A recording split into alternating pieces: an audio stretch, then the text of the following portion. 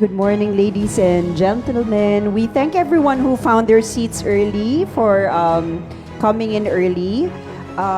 Since we are still waiting for the rest of our committee members, we would like to enjoin everyone to please partake of the coffee and tea outside.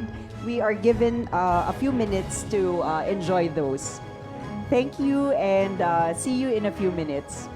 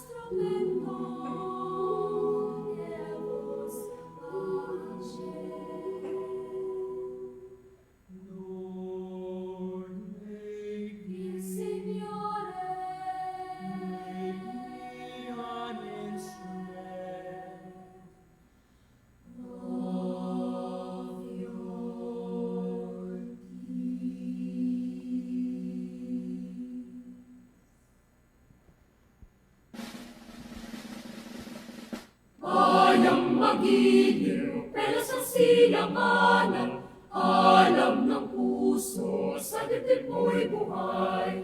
Lupang hinirang, duyan ka ng magiting, sa manlulupit, di ka pasisingin, sa dagat at bundok, sa simoy at sa langit mong bagaw, may dilagang tula at awit sa paglayang minamahal. Ang tislap ng watawat mo'y tagumpay na nagniningning, ang bituin at araw na kailan pa may di magdidilim.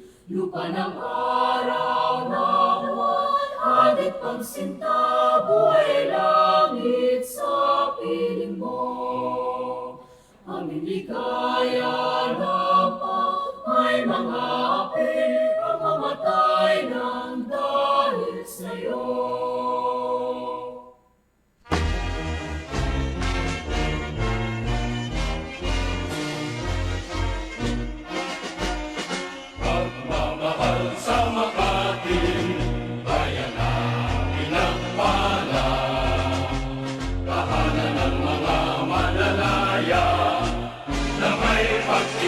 Sa bansa, iwan puso nga namin sa Makati ibibigay. Awit isip tayo, itaguyod nga natin ang magandang simularin, ang magpapaulat ng bayan. O Makati na aming mahal,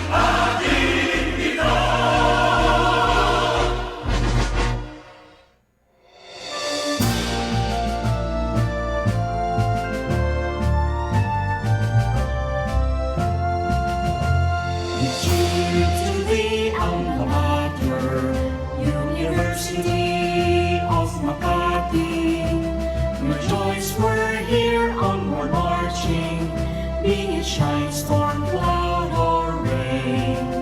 Let all our voices keep ringing for the glory of our alma mater, pride of Makati and our fatherland. Beloved UMak proudly stands.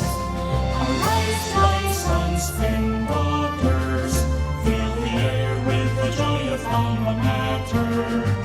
Resound our gladness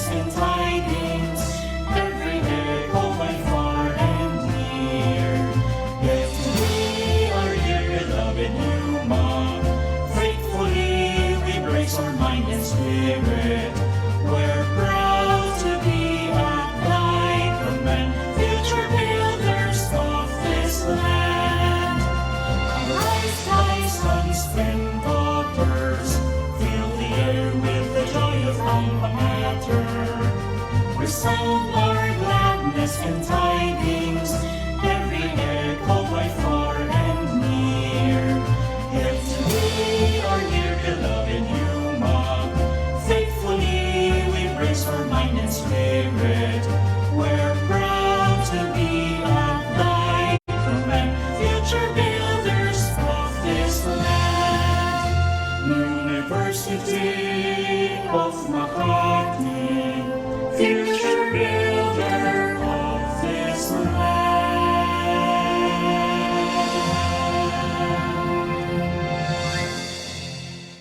Can we all take our seats?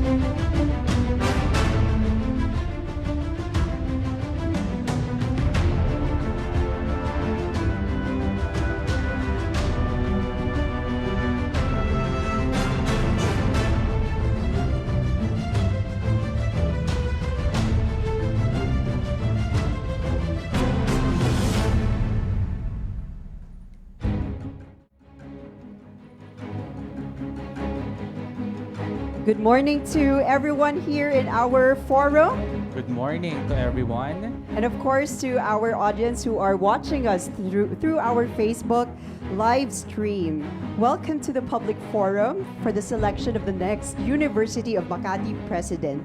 I am Camille Navarro from the Center for Planning and Development. And I am Anthony John Domingo from the Institute of Nursing. Right. Morning, Ma'am Camille. Good morning to you Director too, Dean Camille. AJ, and we will serve as your facilitators for today's program. Thanking everyone who came in person, but once again thanking also all those who are joining us through Facebook live stream. And Dean AJ, I think it would be an understatement to say that today is quite exciting because not only is it exciting, but it is crucial and integral to the search for the next, for this public forum, I mean, is integral to the search for the next university president. Definitely, Director Camille. Today is truly a momentous day for all of the University of Makati community as we are holding our very first public forum as part of the selection process for our next UMak president. This is also in response to our new charter as a university. The conduct of this public forum is to understand the mission, vision, development goals of our UMak presidential candidate. This is also open to the public, including our students, our faculty members, and non-teaching staff, the Alumni Association, together with the city officials, either appointive or elective. Thank you for that, Dean AJ. So apart from this day being an opportunity to meet our candidates, it is also the opportunity for the community and for our public to ask questions to our candidates. And to formally welcome us today and deliver the opening remarks, I would like to request the help of our Vice President for Administration, Attorney Jewel D. Bulos. Please help me welcome her.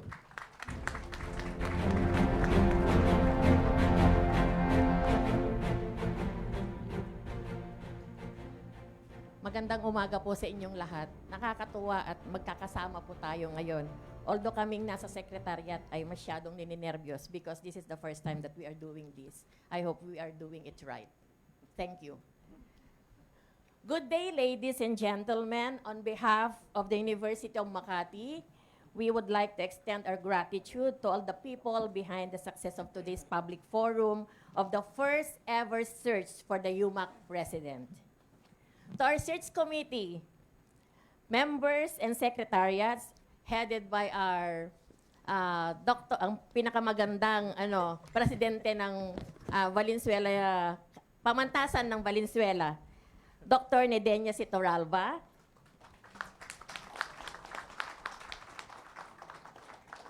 representing the academe, Dr. Julieta M. Paras, our NCR Director for the CHED, representing CHED.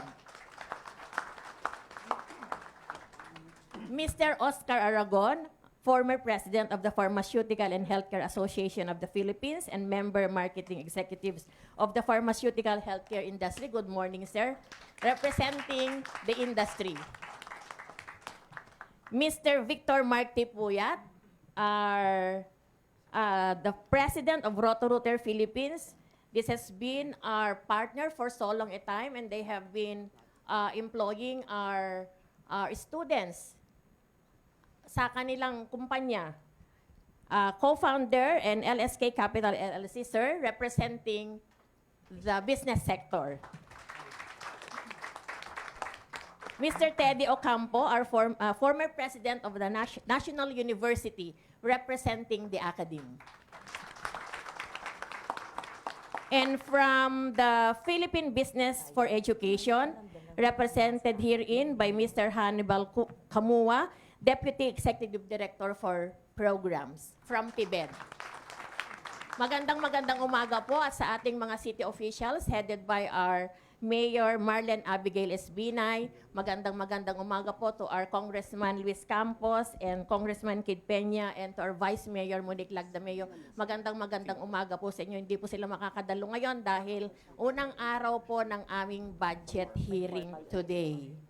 Ano po yun, madugo. At ang mayor po namin ay very hands-on dyan. Talagang tinitignan niya yung mga budget namin. To our Board of Regents, magandang umaga po. Nakikita ko po si Regent Quizon, si Regent Blanco, and si Alexi Andon. And then, at saka po yung mga hindi ko nabanggit, representing Councilor Baniked, I think, andito din. Magandang umaga po sa inyong lahat. To the representatives of our urban development, Department of the City, sila po ang kasama namin sa mga strategic planning seminars namin at saka ng aming mga developmental goals. Nandun po lahat, kasama namin po sila. To the community leaders, religious leaders, students, our industry partners who are attending today, our MANCOM members, of course, ang ating mga directors, heads of offices, faculty members, sino po ang nakalimutan ko? Magandang umaga po sa inyong lahat. Our university had just celebrated its 50th founding anniversary last year. In that 5 decades of existence, the installation of a president in our university has always been the sole prerogative of the local chief executive, the mayor. A power and authority vested in the mayor by prior ordinances. Today, we will witness a historic event of the university. This is the first time that you and I are participating in the process of choosing our university president through the able assistance of our CETS committee. This was a major amendment of our charter, which was enacted by the City Council in 2020 under City Ordinance number 2020-059, basically to comply with CMO number 32 series of 2006 issued by the Commission on Higher Education and as part of our compliance for the university to be granted an institutional recognition. What we are going to share today, especially this morning, is participatory development as we set in motion the eventual selection of our next president upon the recommendation of the search committee and finally voted upon by the Board of Regents. The selection or search of our president will continue to subsist.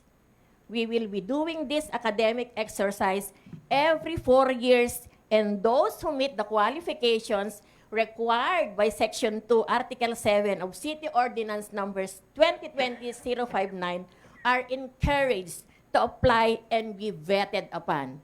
The minimum qualifications are: applicants must possess the following minimum qualifications pursuant to Section 1, Article 7 of City Ordinance number 2020-059, must have an earned doctorate degree and with at least 5 years of relevant administrative experience. Yun lang po ang minimum qualifications natin. At alam ko, marami sa University of Makati ang makaka-comply nitong minimum qualifications. But this does not, we will not have to discount the qualitative and quantitative qualifications that the SCP will require of the candidates. We are all part of and will always be part of the continuous development and success of our beloved university. By our participation, we will reflect our needs, our desires for a better and improved university-led development. By our participation in this significant academic exercise, we can demand from our chosen president administrative competency, transparency, accountability, efficiency, effectiveness, social equity, and ethical management. In addition, whoever will be the chosen University of Makati president, a challenge will always ring a bell in our ears as we echo this quote from our former president, Professor Tomas B. Lopez, and I quote, "What UMak ought to be doing in the coming years is to cut edge. To continue to cut edge, not only for Makati and its residents, but for the country. To continue to spearhead innovations that will radically shape the way education is done in this country." End of quote. Again, on behalf of the SCP Secretariat and to our multi-sectoral audience, we express our profound gratitude to the members of our SEARS Committee. Magandang umaga po sa inyong lahat at welcome sa kauna-unahang public forum for the SEARS of the University Presidents. Maraming salamat po.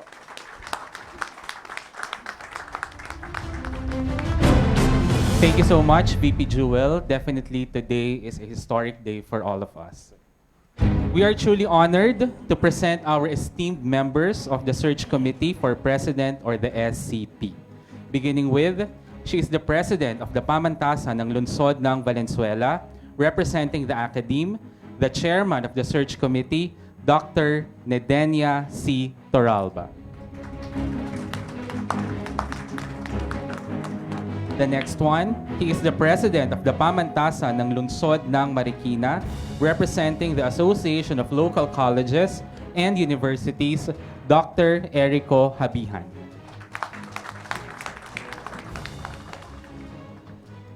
Director for Commission on Higher Education, National Capital Region, representing the CHED, Dr. Julieta M. Paras Cese.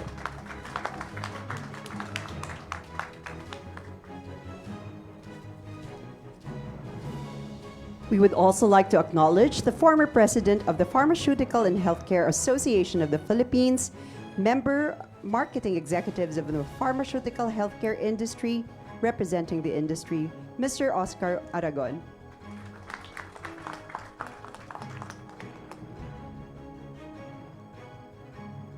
The former president of the National University, representing the Academe, Mr. Teddy Ocampo.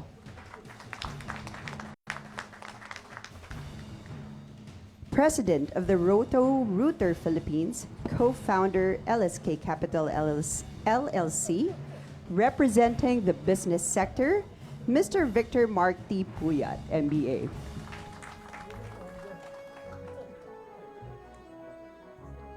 Executive Director for Philippine Business for Education, representing the business sector, Ms. Justine Raagas. Representing Ms. Justine Raagas is Mr. Hannibal Kamua, a Deputy Executive Director for Programs Philippine Business for Education, representing Ma'am Justine.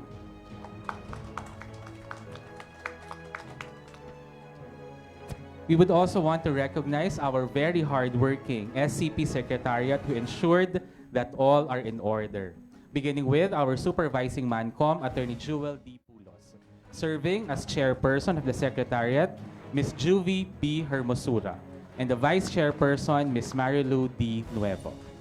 Also acknowledging the rest of the team, Ms. April M. Cercado, Assistant Professor Ana Cristina M. de la Cruz, Ms. Diana Ross F. Gamil, Ms. Crizel Ann S. Quinto, Mr. Steve R. Villacorta, and Ms. Nikki C. Nilo. And also Ms. Carl J. Chua. Thank you very much. We would also want to acknowledge and recognize our competent and agile screening team who will ensure that we ask significant and relevant questions with potential impact to the future of the university. Beginning with our Director for the Center for Quality Management Development, Associate Professor Dr. Jason Bergania. Also part of the screening team, Assistant Professor Florante de los Santos from the Center for University Research. And of course, our very objective and driven tabulators, headed by no less than our head of our accounting office, Ms. Diana Rose R. Simangan, CPA. Also acknowledging as part of the tabulators team, Mr. Gary G. Rosales from the Human Resources Management Office and Mr. Arturo M. Tesorero Jr., CPA from the Accounting Office. Thank you very much. We also would like to thank our guests for taking time to witness this historic event. Please allow us to acknowledge them. Of course, we have in the audience our management committee, our industry partners, our urban development department, community leaders, Also acknowledging the religious leaders, alumni representatives, student representatives, and of course, our parents. and of course, our University Board of Regents, headed by our Mayor, Honorable Marlene Abigail S. Binay, our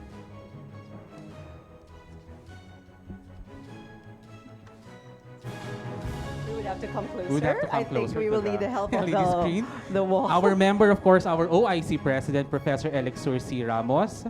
We also have Councilor Baniked, our faculty representative, Associate Professor Marvic Quizon, our student representative, Ms. Alexandra Rosaria, our member, Mr. Jefferson Aragon, one of the members for the admin, Mr. Ray Blanco, and Director Rizal Bautista.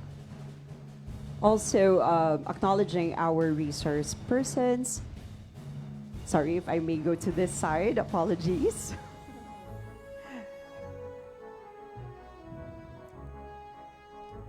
Ma'am Camille, if I may add, also part of the members of the BBOR, Dr. Maria Magdalena M. Lim, Dr. Edgardo G. Lacson, and our representative from the private sector. Right. So part of the, thank you for adding that, Dean AJ, and as part of our resource persons, Dr. Sorry, I think it's a little more difficult at this point, but for the meantime, perhaps our secretariat could provide us with a clearer copy. And for now, we would acknowledge our resource persons first. Thank you for being part of this committee. We're now off to give the guidelines for both our candidates and the open forum. To ensure order and utmost participation, we shall observe these guidelines. The guidelines for the candidates are as follows. The candidates must be in the event's place 30 minutes before the program starts to avoid any delay.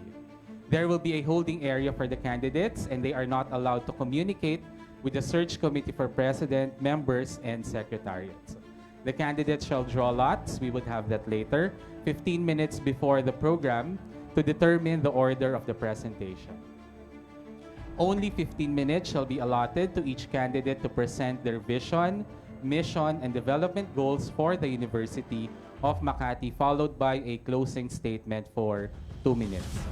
They must submit their presentation on or before yesterday, 12 noon. 15 minutes for the presentation, 2 minutes for the closing statement, hence a total of 17 minutes per candidate. But there would be a 3-minute preparation time to have a total of 20 minutes allotted per candidate, including the preparation and brief description about themselves. Hence, a total of 1 hour or 60 minutes for all of our 3 candidates. There shall be a sign of 2 minutes to signal the candidates of their remaining time, and a sound of a buzzer shall indicate the end of 20 minutes.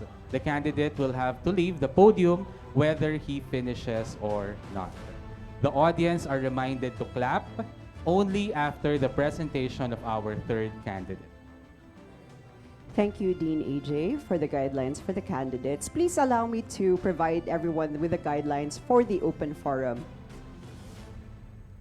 Only invited guests shall be accommodated in the event's place, as there are only limited slots, including but not limited to the members of the Board of Regents, deans, directors, and heads, selected faculty members, industry partners, parents, student representatives, alumni representatives, city officials, community leaders, and religious sectors. The program shall be streamed live via the official University of Makati Facebook page, but the comment sections will be disabled. However, a link shall be posted for questions coming from the online audience.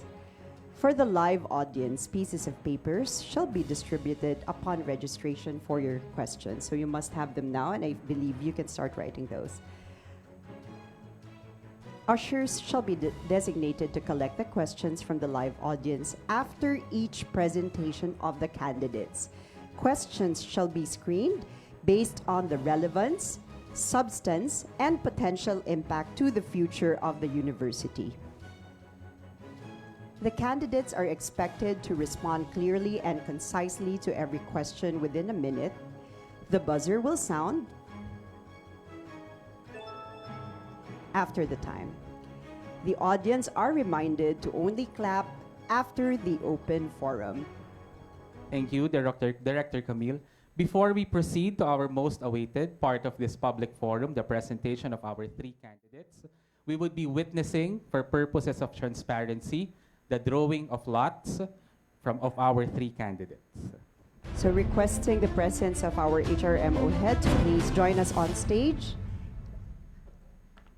And also requesting the We candidates respectfully request our three candidates to to please please come join on us. stage to draw lots to determine the order of presentation.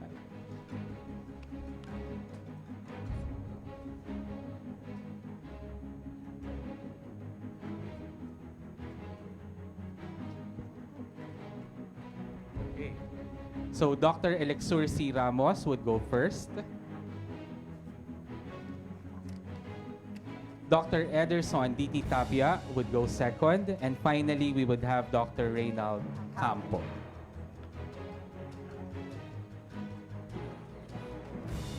So may we now request our candidates to please proceed to our holding room.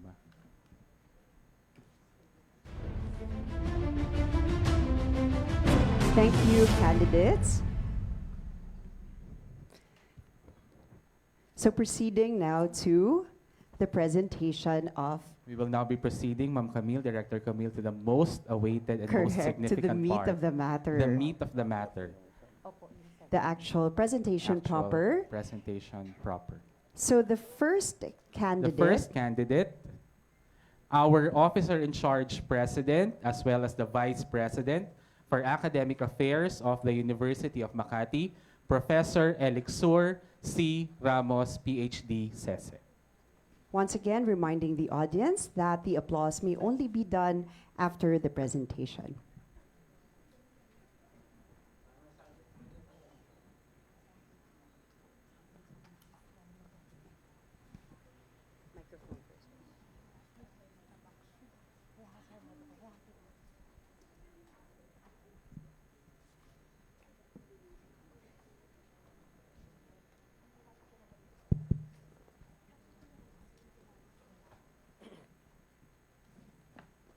Just tell me when I can start.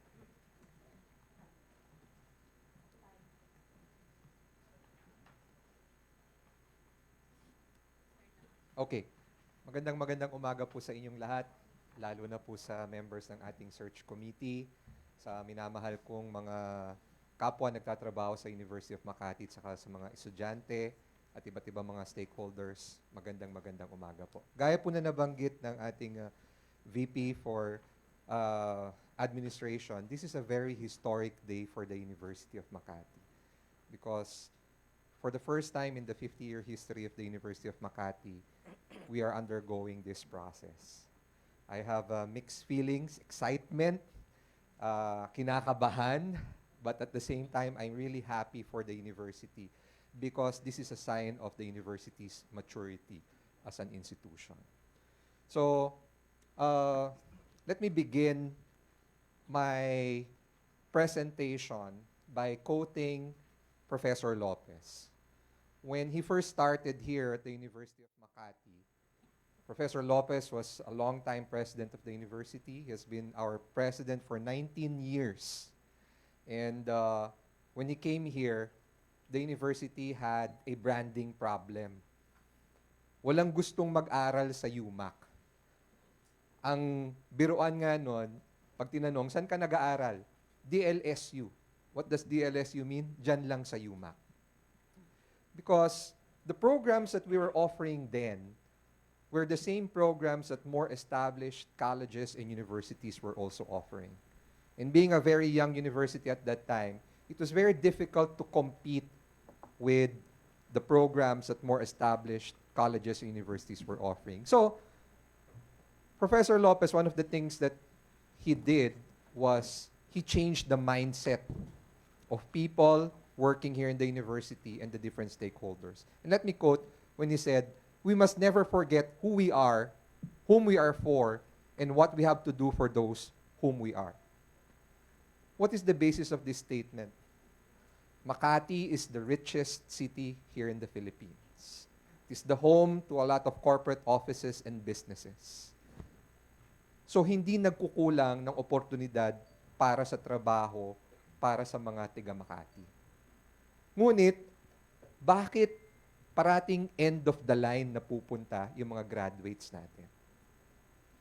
So the strategy that he thought of was to involve the industry in the design and the delivery of our courses. Let me go to the next slide. And that is what we call the dualized university education system.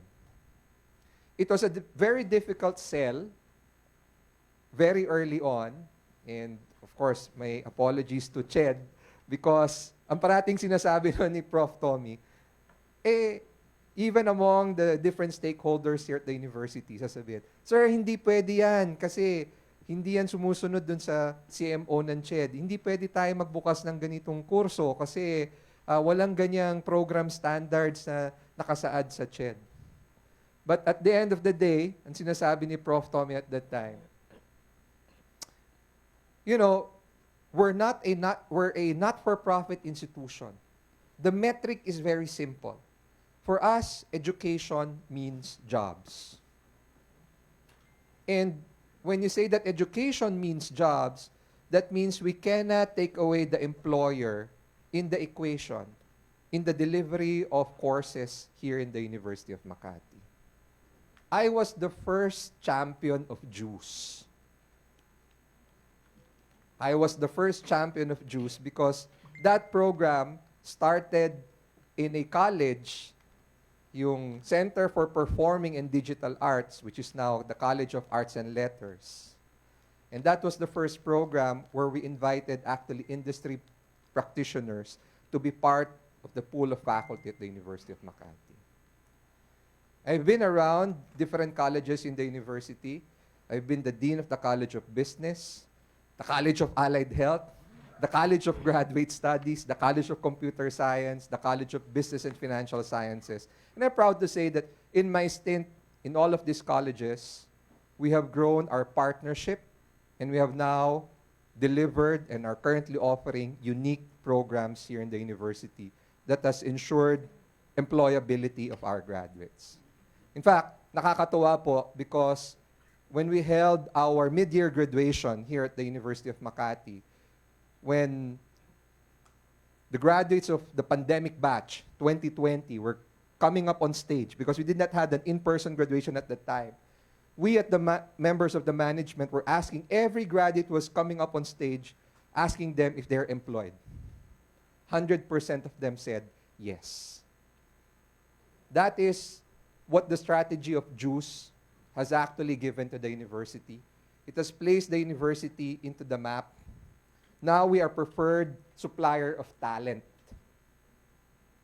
And the question now is, do we stop at this? My answer is no. So, next slide, please. We can be unique. We can be different in the delivery of our programs. But my challenge when I was appointed as OIC, why can't we also be great? And this paved the way for the decision of the university to apply for institutional recognition with CHED. And we're very happy that we have already been granted institutional recognition under my watch, of course, under with the support of everyone here, the different stakeholders here. And it was a very good learning experience for us. Kasi akala namin, magaling na kami sa UMak dahil nai-employ ang mga graduates namin, but only to find out that there are still a lot of room for improvement. And this is something that I would like to bring to the table and to the community, to never stop seeking for improvement for the University of Makati. So what is my vision for the University of Makati? My vision for the University of Makati, we go to the next slide, is to be the first local university in the Philippines. Next slide, please. To be the first local university in the Philippines to be included in the World University Rankings. No other local university has made it to the World University Rankings. None. But with the budget that the city government is providing us, with the support of the management and also the different stakeholders here at the University of Makati, this vision can easily become a reality. But to achieve that vision, okay, we must excel in 3 areas: instruction, research, and extension. So, when we're talking about instruction, go to the next slide, please. Again, we will continue to become a trailblazer in offering unique programs that cater to the needs of the industry. We will work on strengthening international linkages and student mobility here at the university. And we will continue our role in the management to help the different stakeholders, especially our faculty and students, to be excellent in their academics. In terms of research, I envision the University of Makati to be the research arm of the city government of Makati. Sayang, kasi we are academics and we can play a vital role in the research, to become the research arm of the city. And it's starting right now, and I'm very proud to say that today, the University of Makati is partaking in the project in terms of cultural mapping for the city of Makati. In terms of extension, and this is a unique opportunity that is given to me personally, representing the University of Makati. I have just been appointed as the lone representative among local colleges and universities in EDCOM 2. EDCOM 2 is the Congressional Commission on Education. The last EDCOM was in 1990, and it was tasked to actually formulate policies to help address problems in education. It paved the way for the creation of CHED, TESDA, and DepEd, because before, there was only one Ministry of Education, that was DepEx. We are faced with a learning crisis and an education problem in our country. In fact, the recent report of World Bank, 90% of our grade 4 students don't even know how to read. So what role can the University of Makati and I personally contribute on this? The fact that I was invited to become part of the Committee on Higher Education and Technical Education says a lot already about the achievements of the university and of me personally. I did not expect that invitation, but this is an opportunity wherein the University of Makati can play a vital role by contributing to making policies and recommending directives to further improve the quality of education in our country. So, when I talk about extension, it's not just extension going to far-flung places, helping small schools or helping communities. I'm talking about a grander vision for the University of Makati, playing a vital role among LUCs, among other local colleges and universities.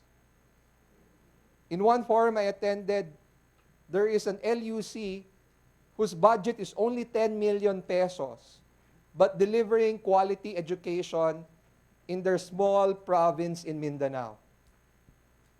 The extension that I'm looking at is the role of UMak in EDCOM because I am there. And this is an opportunity wherein the University of Makati can make an impact, not only in the lives of students who are studying here at UMak, but also make an impact on the entire country's educational system as a whole. Sabi nga po doon, in one forum that I attended,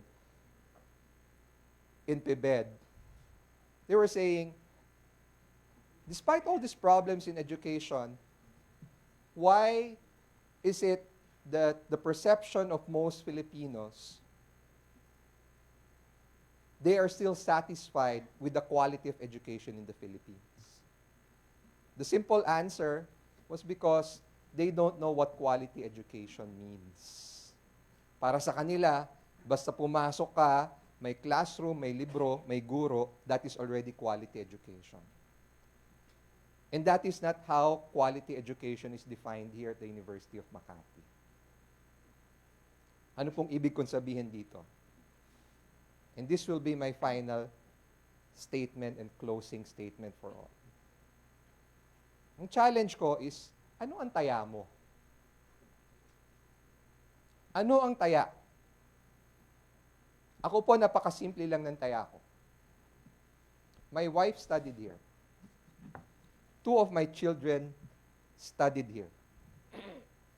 In fact, one is a graduate, already has a career for herself as a pharmacist. The other one is currently enrolled as a second-year college student here at the University of Makati. Yun ang taya ko.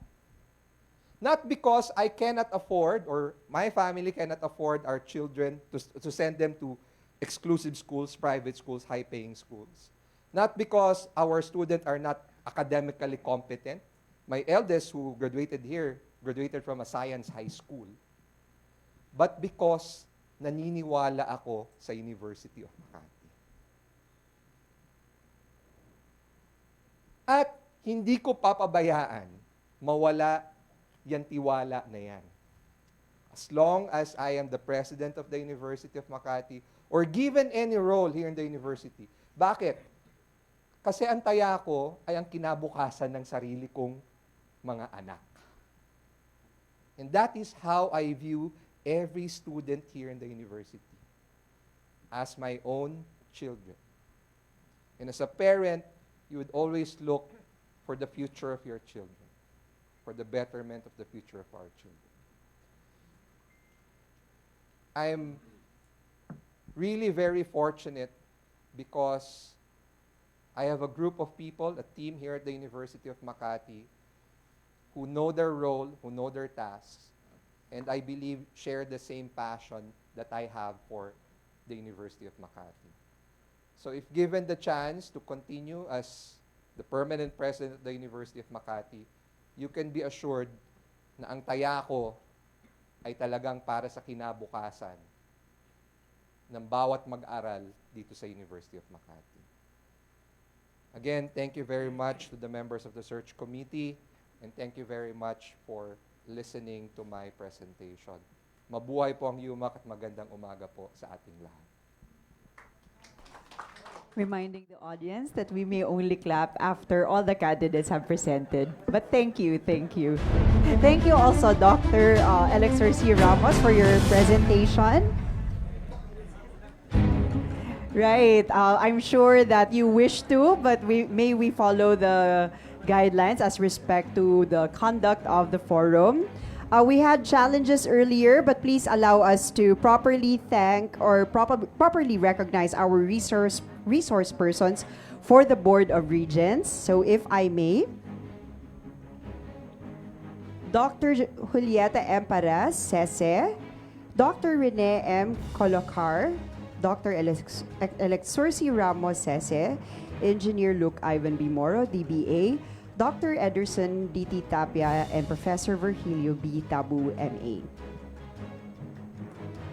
before we proceed with introducing the next candidate, requesting once again everyone, appealing in fact, if we may kindly put our phones in discreet or silent mode so as not to disrupt the presentation of the candidates. So if we may do so. And also, we may start writing down our questions, which we intend to forward to the screening committee so that they may ask our candidates after the third candidate's presentation. Proceeding now to the second candidate.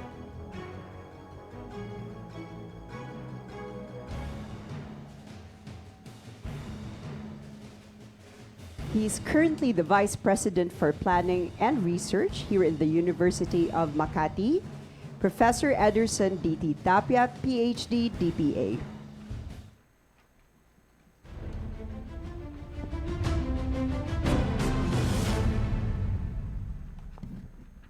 Thank you very much. I know you are clapping inside, but it's against the rules, so I appreciate it. I'd like to thank the members of the search committee for this opportunity to share with you my thoughts on what the University of Makati should be doing in the next 4 years should I be chosen as president. Before anything else, I'd like to congratulate the members of the search committee secretariat. This is an astounding success, and this is nothing but good for the university. As Attorney Jewel said earlier, this is the first time that we're doing it. And whatever the result of this process might be, I think we're all winners. Okay, so my task is to give you my presentation on my goals, mission, and vision for the University of Makati. And I titled it as The University of Makati in the 21st Century, a 5-piece strategic framework and plan of action. Next slide, please. Let me begin by directing your attention to the fact that context matters. I say this because I think it's important that we are looking at the same page.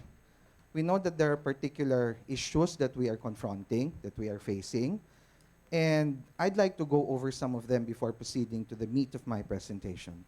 This phrase, a time of grave happenings and urgent problems, was enunciated in the 1960s when young scholars in the field of public administration decided to gather together for the sake of questioning the state of their discipline. It was a description of the heady days of the 1960s, which I think resonates to what we're doing right now, reeling as we are just reeling from the effects of the pandemic and the economic turmoil that results after it. We're also looking at this age of dramatic advances in technology, which we're all familiar with, the fourth industrial revolution, as we navigate this world characterized by volatility, uncertainty, complexity, and ambiguity. So this trifecta of considerations, in fact, set the tone for what we're going to do in the next few years. Next slide, please. So I prepared the goal, which encapsulates, I think, what I want to achieve in the next 4 years and even beyond. It's quite a mouthful, so I suppose instead of reading to you the content of the goal, I'd like to unpack it, and we go to the next slide. The goal, embodied in the mission, is composed of the following. Number one, we want to put UMak in the map not only of the Philippines, but of the entire world. We want to be recognized as a premier and globally recognized local university. We've been producing graduates that are professionally competent, but we want this to be formally recognized by whatever institutions or recognitions that are currently in place. And we want to have more active partnership with the city government of Makati in terms of generating knowledge, in the business of knowledge creation, and coming up with products that have both local and global impact. And this we can do via sustainable innovations, broad-based research, okay, going beyond the traditional confines of educational or even public administration research into more cutting-edge and technology-driven areas of interest, through strong industry partnership, and going through a new phase of higher education presence in the Philippines, international collaboration. Next slide, please. So in order to do this, I am proposing a 5-piece strategic framework. I decided to use this mnemonic device so that at the end of this exercise, we'd have some takeaway. I know that we're all familiar with 4Ps. I just added one more. So it's 5Ps. Can we go to the first? There's no debate that the first and most important asset of any organization is its human resources. So my proposal is that what it actually means in practical terms is that all the policies, programs, and action and plans of the university should be consciously informed of the fact that what is important for us is employee welfare. And I'm talking about the interest of the faculty members, the administrative staff, the students, and the greater community to which the university belongs. What this means in practical terms is coming up with a comprehensive, integrated, and holistic approach to career development, to employee development, both at the institutional and individual levels. We've looked at it essentially primarily at the institutional level, but I think it's also important that we push the envelope and examine it down to the level of the individual. And of course, this also includes the perennial concerns of every faculty member, every employee in the university concerning promotion, upgrading of rank, and opportunities for training. Yet, I think it's also important for us to highlight that while we drive towards excellence, individually and collectively, we must also achieve a healthy sense of work-life balance.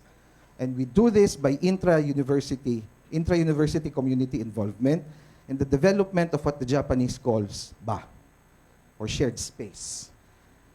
And it is also incumbent for leaders of the university to be fostering a learning environment that takes into consideration specific targets such as inclusivity, gender sensitivity, multiple intelligences, and respect for diversity. Next. In the area of programs, we're very thankful to CHED that finally we've received our institutional recognition, albeit with some conditions which we've already complied with. What this means is that we can now push the envelope further and take on the task of developing and designing programs that the market needs.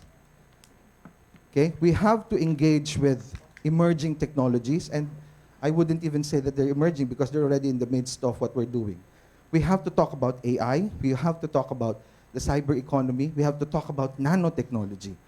And this should inform the kind of centerpiece academic thrust of each college in the institution. And given our unique position as the University of the City of Makati, we should also take a lead role in digitally transforming not only the university, but the community to which we belong. Next, prestige. This could easily be done by further improving our already impressive ratings in the board exams. We do know, we're proud of our graduates. We've always been ahead of national government passing rates, but there are some programs that still do need some assistance, and we're going to focus on that. And in terms of prestige in the academic sense, universities are largely measured now by their outputs in research. And this is an area of focus that we have to put a lot of attention to. How? By jump-starting faculty publication. There are already a lot of inroads in this area, but this is something that we have to do further on an accelerated pace. And I think also, again, going back to the unique character of UMak, we must position ourselves as one of the leaders of the LUCs in the country and even engage other SUCs and private institutions in what the literature calls co-opetition instead of competition. Next. Partnerships has been one of the important strategies of the university over the years. And we must continue doing this, making an additional dimension of internationalization. So, international collaboration, opportunities for cooperation beyond the confines of the territorial boundaries of the country should also be an important policy agenda. The triple helix model of collaboration, I'm sure Juvie will be happy with this, should consciously guide all of our activities. No? It talks about cooperation between and among the academe, the government, and the industry. So all of our programs should take this into heart. Next. as perhaps some of you may know, I come from the field of public administration. And in public administration, we always ask the question, who is our public? And presence here talks about our public. And by our public, I refer not only to the public of the University of Makati, but the public of the city government of Makati. We are considered a department of the city government of Makati, and we must take that to heart. What it means is that all of us, all of the members of the community, from the faculty members, administrators to the students, should be agents of positive change because of the enormous privilege, I say this again, of the enormous privilege of being a Makatizen. Just because we are a Makatizen already gives us some form of advantage over our contemporaries and colleagues. And what it means in practical terms is that for faculty members, we must be ready to give technical advice. There are already examples of doing this.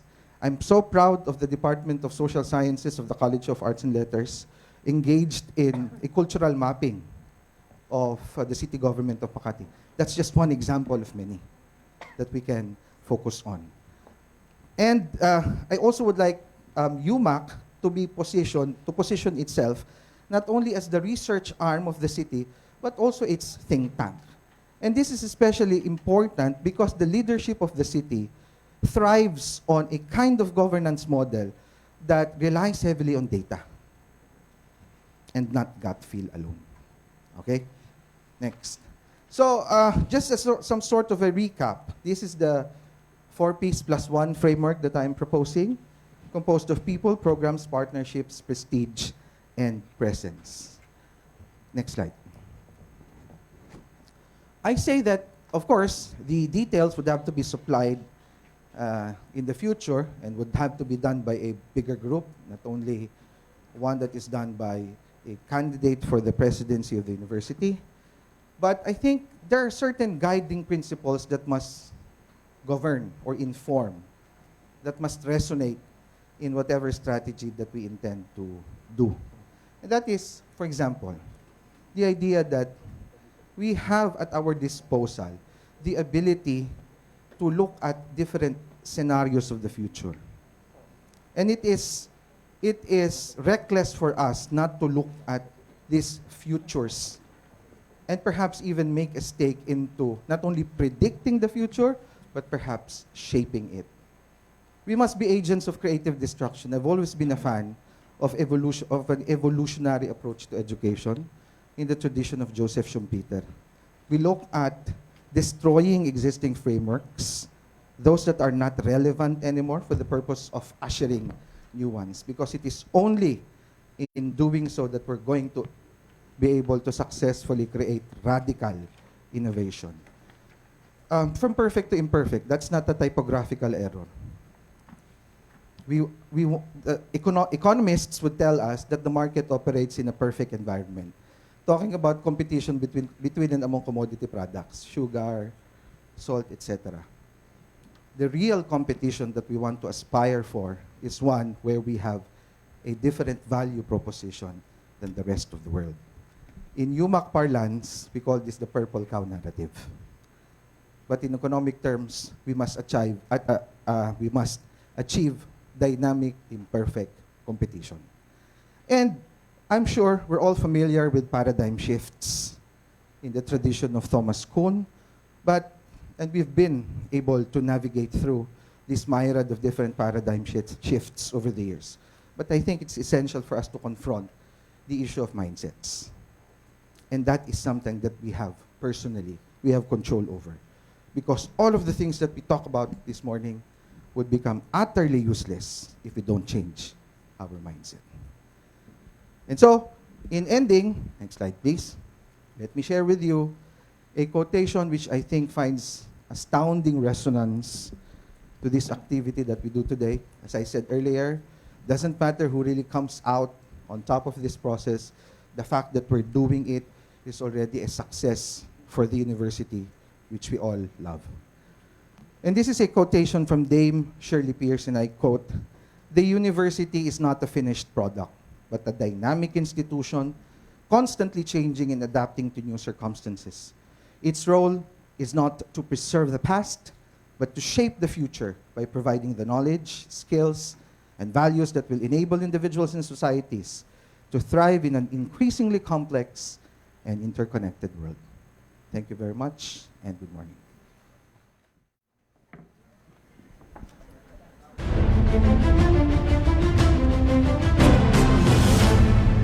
Thank you very much, Professor Ederson Tapia. Before we proceed in introducing our third candidate, maybe we would just have some housekeeping reminders. Please place your gadgets and phones on silent mode so as to preserve the formality of our event. And again, you may already write your questions for our first and second candidates. The sheets of paper will be collected after the presentation of our third candidate. And now to formally introduce our third candidate. He holds the position of Senior Administrative Assistant 4 at the City Government of Parañaque, Dr. Reynold A. Campo.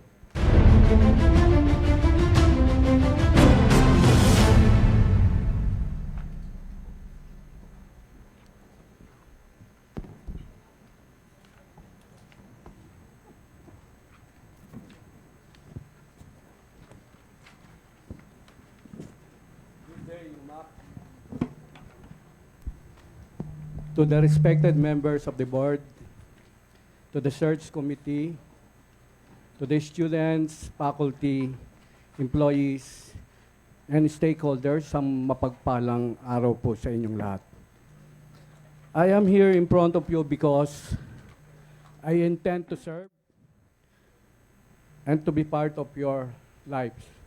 I am a graduate of Doctor of Philosophy in Business Management, major in strategy management at Philippine Christian University in January 2022. Doctor of Business Administration at Trece Martires City College in 2019. A Juris Doctor by Legal Education Board Resolution 2019-406. I have my master's of Business Administration with Philippine Christian University in 2020 and Trece Martires City College in 2017. Teacher Education Certificate Program at Trece Martires City College in 2015, Bachelor of Laws at Philippine Law School in 2008, and BS Custom Administration at PMI Colleges in 1984. This coming May 2023, I will be earning a degree of postdoctorate program for strategic management and leadership at Philippine Christian University. I have work industry experiences as a corporate president, academic institution vice president, director, professor, researcher, college administrative affairs, and support services head, military reservist at Philippine Air Force, campus resource generation officer, and campus infrastructure and facilities development officer, where I have gained my skills and experience to be considered the solid foundations of my career. I become adept at overseeing a wide variety of operational and fiscal responsibilities and skillful in managing institutions with people of different personalities and backgrounds. I would love to help the less fortunate students of Makati to compete for high-paying job possibilities in Makati City's economic and industrial sectors, as this is the reason why the city established a university, because they are the next leaders in the hope of this community. I would like to be with you all so that we can fulfill the major role that this university plays in meeting the needs of giving morally upstanding, self-reliant, and community-oriented, yet less privileged inhabitant of Makati with quality public tertiary education and skills training. If I will be given the chance, ako ang magsisilbing tunay na ama ng UMak ng mga ngalaga at magtataguyod ng bawat isa sa inyo. Sa pag-angat ng kalagayan ng mga faculty and employees, sa pagkamit ng tagumpay ng mga mag-aaral, sa pagtulong ng pagpapaunlad ng komunidad ng Makati, at sa pagsisilbi sa siyudad ng lahat ng mga stakeholders nito, ang bawat hadikain ko nasisiguraduhin nakalinyada sa kung ano man ang nakasaad sa mga alituntunin at palisiya ng Commission on Higher Education, Civil Service Commission, the Local Government Unit, the Commission on Audit, and the Department of Budget and Management na nakaangkla sa National Development Plan of 2023 to 2028. For deep economic and social transformation, to reinvigorate job creation and accelerate poverty reduction by seeing the economy back on the high growth path. This growth must be inclusive, building an environment that provides equal opportunities to all Filipinos and equipping them with skills to participate fully in an innovative and globally competitive economy.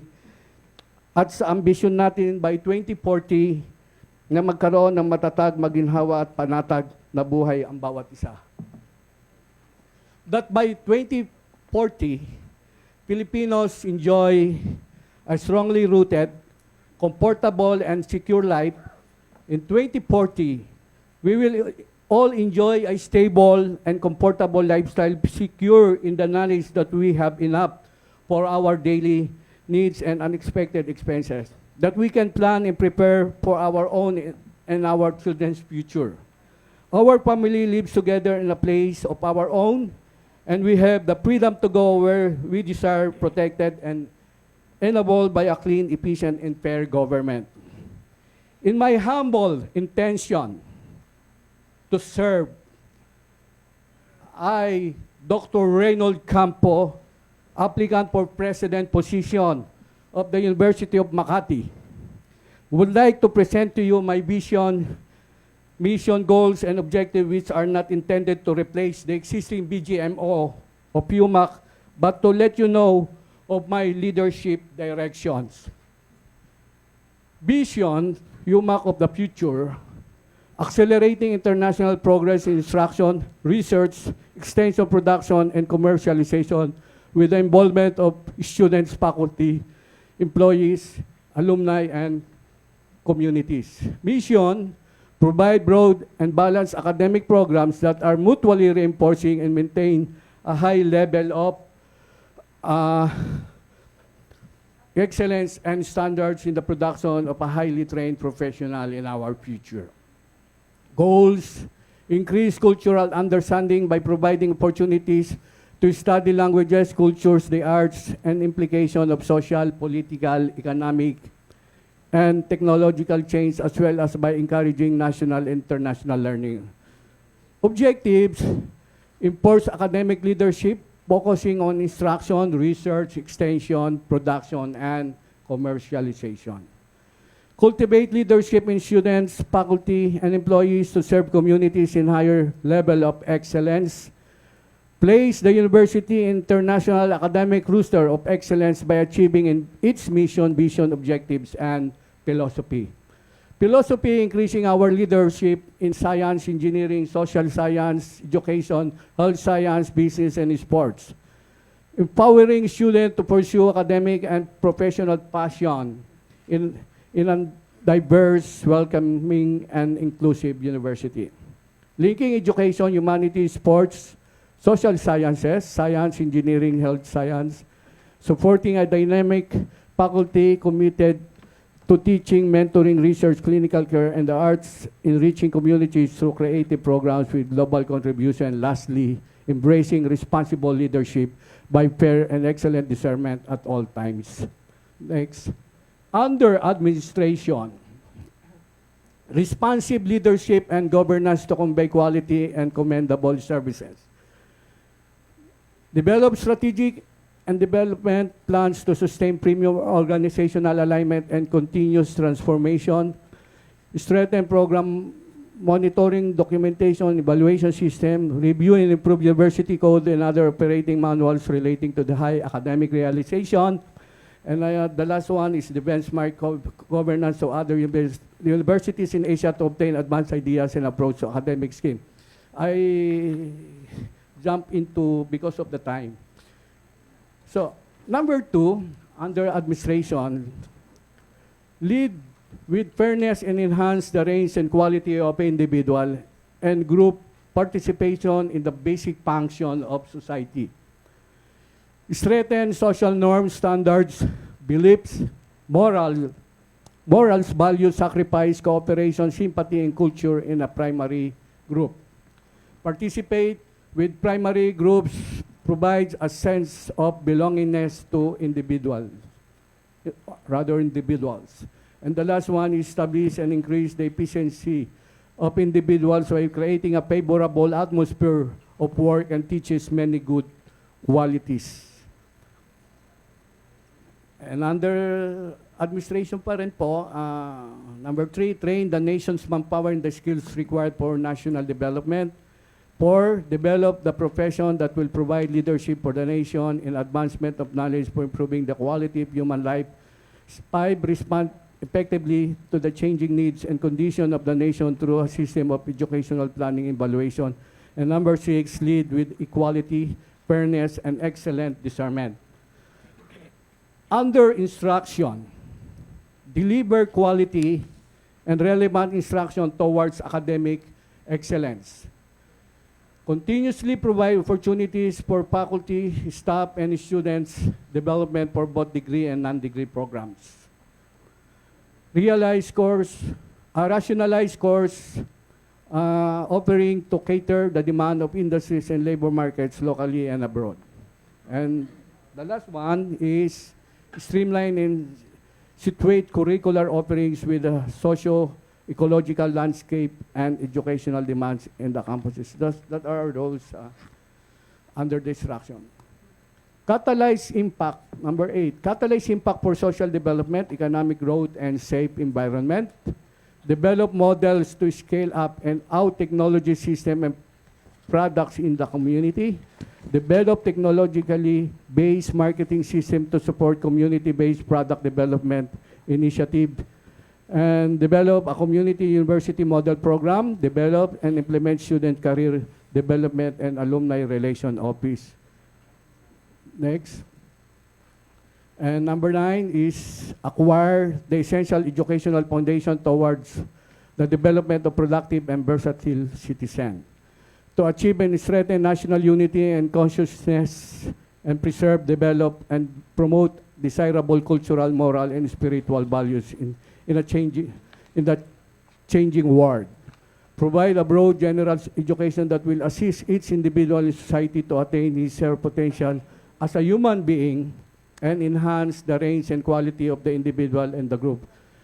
And the last one is establish sets of standards leading qualification. It's known to intervene in the academic operation of university teaching their disciplines. Under research, develop technologies, product, and system for human and nature cognizant to extensive services. Develop enabling policies to strengthen our established research and R&D, research and development centers, comply and submit requirements of referred research journal for CHED accreditation through the journal incentive programs, write and submit technical papers for publication to local, national, international referred journals. And lastly, yung strengthen policies and guidelines on intellectual property management and technology commercialization. Under extension, strengthen linkages and networks with local, national, international partners to uphold productivity and excellence and achieve internalization. Conduct benchmarking activities to be participated by all concerned stakeholders to integrate potential enhancement practices from various linkages. Organize consultative meetings with concerned government and private institutions. Require faculty members, staff to engage in local, international, professional organization. establish an office for partnership linkages to create and maintain a data bank of positive partners package and document partners agreement solicit, follow-up linkages and advocate support convergence approach. Next, establish program focus priorities that sustainably complementing the needs and providing solution to the problems of the community. Next one, sir, please. Under the production, sustain corporate style of revenue management generation to realize income that will augment financial needs of the university in the form of income generating projects. Next. So, before to end my slides, I will give you a very humble, a short quotation that excellent leadership focuses on the growth and prosperity of everyone in the institution regardless of the employee's rank or complexity of the situation, because every individual matters and everything therein is important. Next. Thank you po. Maraming salamat. Thank you, Dr. Reynald A. Campo. And yes, you may now show your appreciation for the 3 candidates through your round of applause. Thank you for your patience in keeping our applause up to the very last candidate. So at this point, Dean AJ, I believe our ushers are now collecting the questions that our live audience have been jotting down or writing down. And at the same time, this would be the opportunity to wrap up your last few questions. The ushers will now be collecting them because our team, our screening team, yes, our screening team will need the time to go through the questions and identify which questions would have the substance and potential impact to the university. Future of the university. That's right, the future of the university indeed. So we'll give them A few minutes. a few more minutes. While the stage would be arranged to proceed for our open forum. That's right. So thank you for your patience and appreciate your wrapping up for the questions.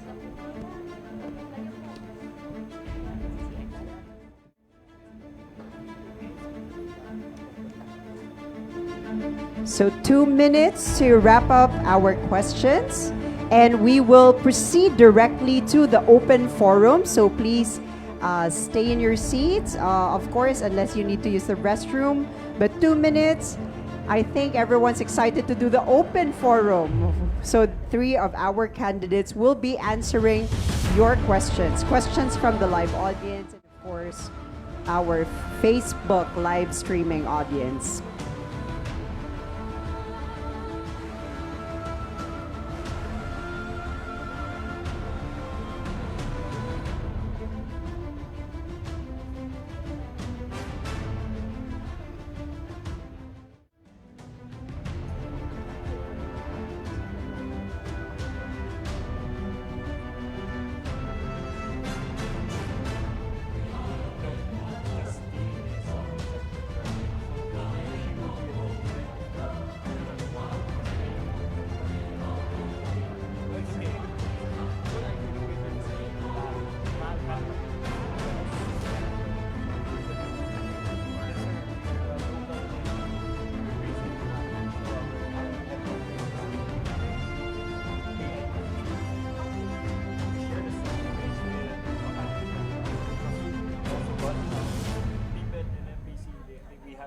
Board of Trustees. Yung Board of Trustees. Also, No, Makati Business Lab. Yes, yes. ano yan, diba? Parang offshoot. Or they're all kinda... No, actually, diba, the Makati Business Lab has a very long history. Correct. Right? It's been, tapos, because there are part of, may mga members of MBC, Yeah. during that time, na parang they want their efforts to be more focused on education. Yes. That's why. Well, why don't we create like a specific NGO for education? And what our like yung mga founding former president of the UMak, Dr. Lopez, is one of the founding trustees of TVET. Kasi sila to eh. Oo. So ang ano nila is... Di ba nagturo rin si Dr. Lopez? of Doon siya course. naging professor. Of course, Na yes. walang, yes, ano, yes. wala siyang degree. Di ba?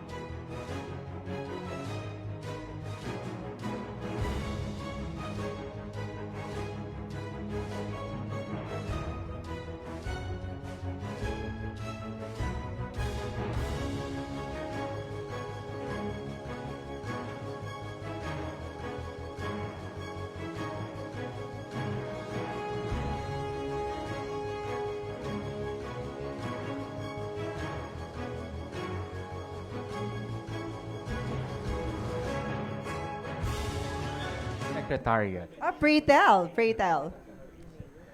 We originally have 6 applicants, and then it was filtered down to 5 based on initial evaluation. And then coming from 5, it was further filtered down to our final 3 candidates. Thank you for that information or trivia from the Secretariat. And thank you for sharing that, Dean AJ. Yes, Director Camille. So just waiting for the seats to For our screening team, and for our screening team. Yes, I wonder how they're doing. did you have a hard Okay. time, sir, Did- in Based filtering from our the questions? facial expression, must be a difficult time for our screening team. So, just to provide the guidelines once again, our candidates will be given 2 minutes to answer the questions.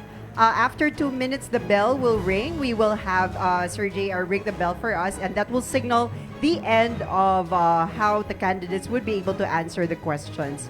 Again, enjoining everyone that the applause may only be done at the end of the open forum. So in as much as we would like to clap, we may have to do that inward first and wait for the end of the open forum.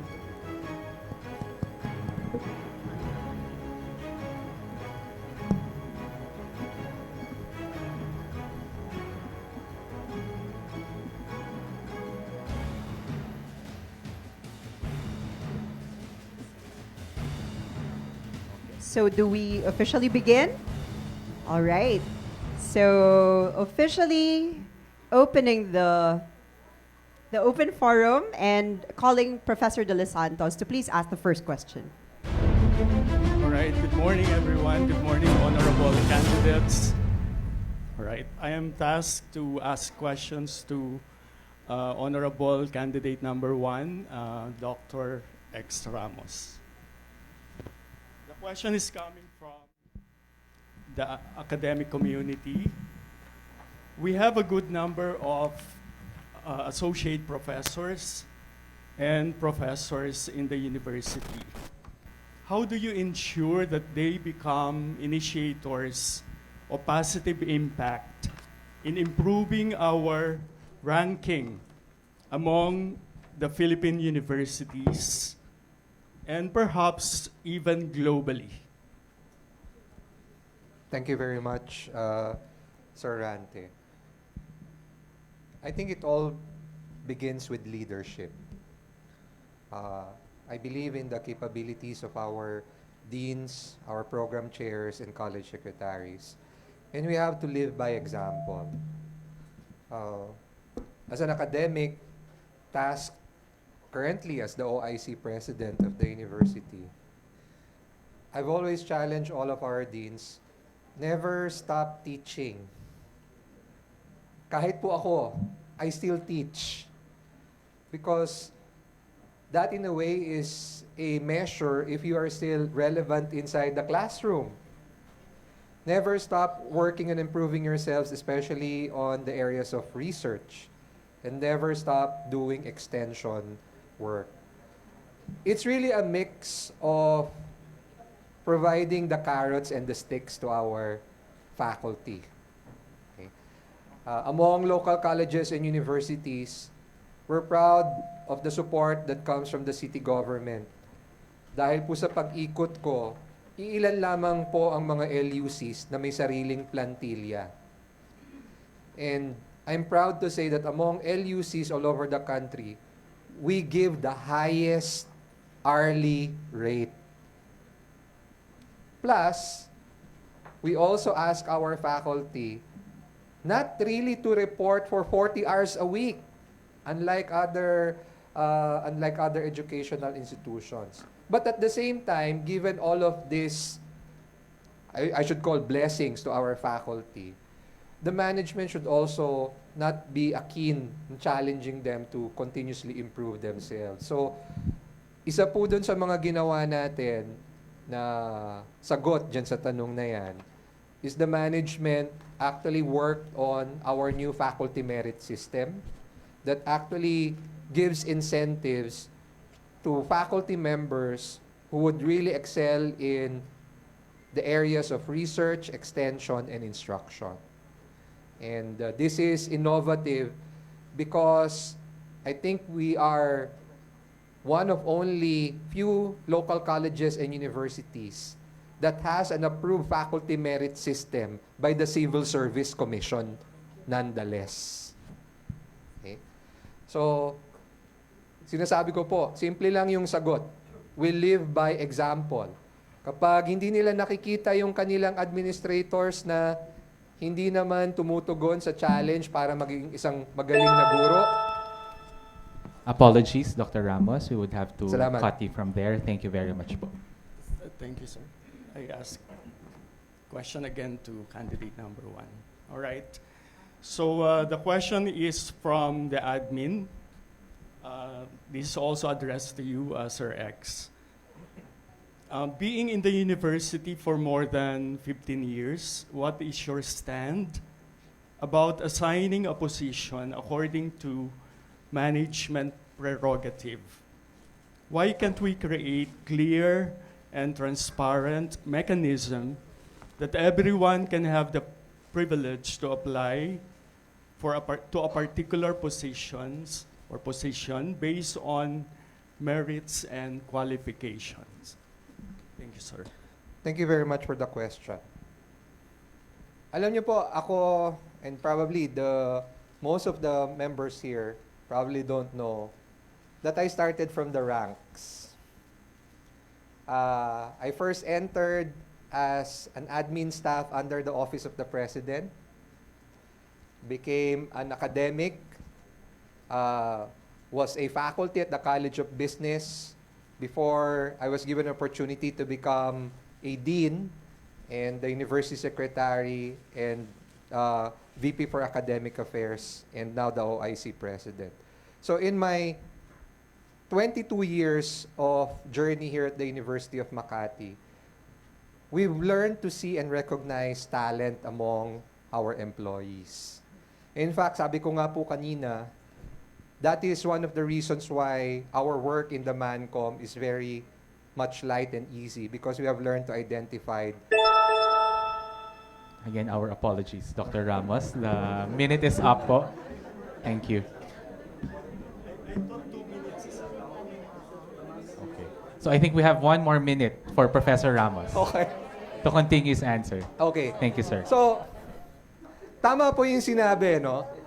But in my journey here, naabutan ko po talaga na ang pag-hire ng mga empleyado is on the basis of sinong kakilala mo. Because we have to admit that we're a political university.